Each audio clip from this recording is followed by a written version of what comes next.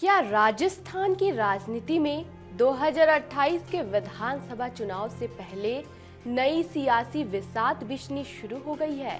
क्या भाजपा और कांग्रेस के बीच अब तीसरे मोर्चे की चुनौती और मजबूत होने वाली है? और क्या राष्ट्रीय लोकतांत्रिक पार्टी यानी आरएलपी अब अकेले दम पर पूरे प्रदेश में अपनी ताकत दिखाने की तैयारी कर रही है? जोधपुर से आरएलपी प्रमुख हनुमान बेनीवाल ने ऐसा राजनीतिक संदेश दिया है जिसने आने वाले चुनाव की चर्चा तेज कर दी है। एनडीए में शामिल होने की अटकलों को भी उन्होंने साफ शब्दों में खारिज कर दिया है। आखिर बेनीवाल ने क्या कहा और किन मुद्दों पर सरकार को घेरा, चलिए जानते हैं। नमस्कार, आप देख रहे हैं अमर उजाला राजस्थान और मैं हूं सोनम मिश्रा। राजस्थान की राजनीति में एक बार फिर हलचल तेज हो गई है। राष्ट्रीय लोकतांत्रिक पार्टी के प्रमुख हनुमान बेनीवाल ने जोधपुर में बड़ा राजनीतिक ऐलान करते हुए साफ कर दिया है कि उनकी पार्टी भाजपा के नेतृत्व वाले राष्ट्रीय जनतांत्रिक गठबंधन यानी एनडीए में शामिल नहीं होगी। जोधपुर के सर्किट हाउस में मीडिया से बातचीत के दौरान बेनीवाल ने कहा कि आरएलपी साल 2028 का राजस्थान विधानसभा चुनाव तीसरे मोर्चे के साथ लड़ेगी। उनका कहना था कि पार्टी भाजपा के खिलाफ अपना राजनीतिक संघर्ष जारी रखेगी और प्रदेश की जनता को एक मजबूत तीसरा विकल्प देने के लिए लगातार काम कर रही है। बेनीवाल ने यह भी दावा किया कि आरएलपी अब कुछ इलाकों तक सीमित पार्टी नहीं रह गई है। इसके लिए बूथ स्तर से लेकर गांव और दाड़ी तक संगठन को मजबूत किया जा रहा है। उन्होंने कहा कि पार्टी की तैयारी पूरे राजस्थान की सभी विधानसभा सीटों पर उम्मीदवार उतारने की है, यानी आरएलपी आने वाले चुनाव में पूरे दमखल के साथ मैदान में उतरने की रणनीति बना रही है। जोधपुर से बाड़मेर रवाना होने से पहले बेनीवाल ने अपने सीमावर्ती दौरे को लेकर भी जानकारी दी। उन्होंने कहा कि वे सामाजिक कार्यक्रमों में शामिल होंगे और उन लोगों से भी मिलेंगे जो कथित अतिक्रमण हटाने की कार्रवाई से प्रभावित हुए हैं। राष्ट्रीय सुरक्षा के मुद्दे पर बेनीवाल ने कहा कि देश की सुरक्षा सबसे ऊपर है और इस मामले में पूरा देश एकजुट है।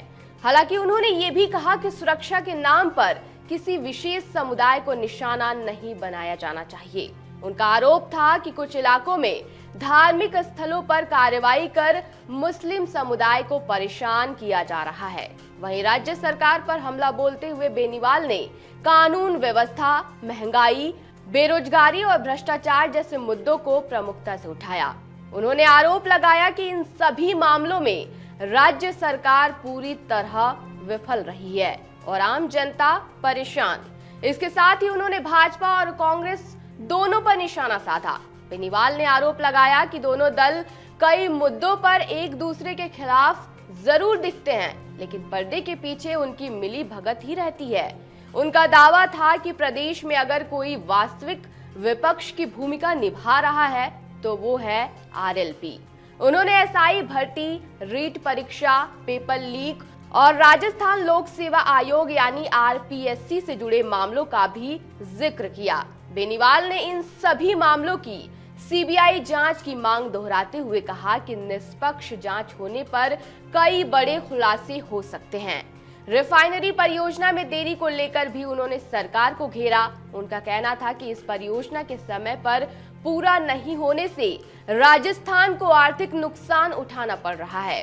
इसके अलावा बेनीवाल ने भाजपा पर विपक्षी दलों को कमजोर करने और केंद्रीय एजेंसियों के दुरुपयोग का आरोप भी लगाया। मुख्यमंत्री भजनलाल शर्मा पर टिप्पणी करते हुए उन्होंने कहा कि प्रदेश के बड़े फैसले जयपुर में नहीं बल्कि दिल्ली में लिए जा रहे हैं और राज्य सरकार नौकरशाही के भरोसे चल रही है।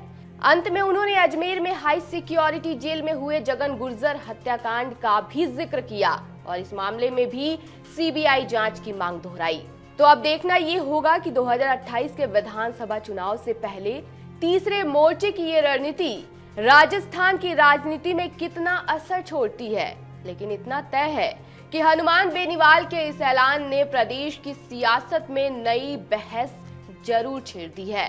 फिलहाल इस खबर में इतना ही। राजनीति से जुड़ी हर बड़ी अपडेट के लिए जुड़े रहिए अमर उजाला राजस्थान के साथ। आपके राज्य की खबरें, आपके शहर की खबरें सबसे पहले जानने के लिए देखते रहें अमर उजाला। चैनल को सब्सक्राइब जरूर कर लें और पाएं हर अपडेट।